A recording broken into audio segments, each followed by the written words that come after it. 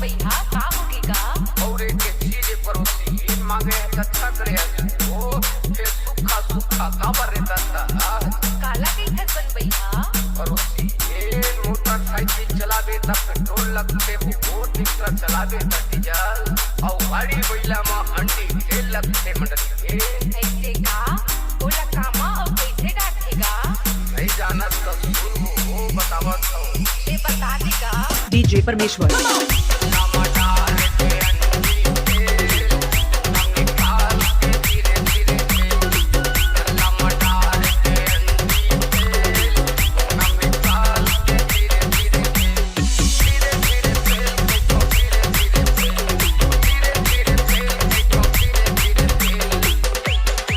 Remix.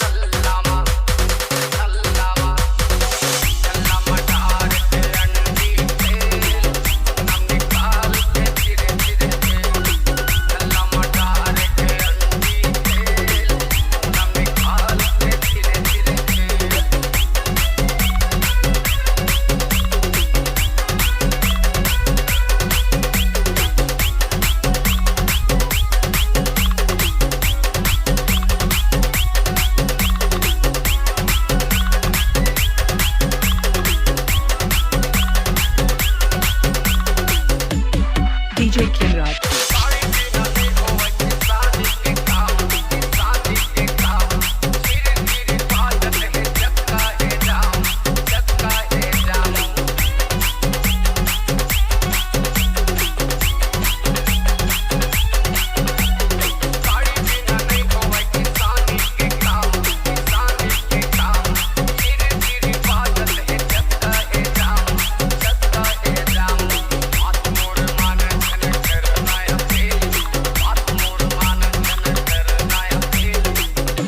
DJ परमेश्वर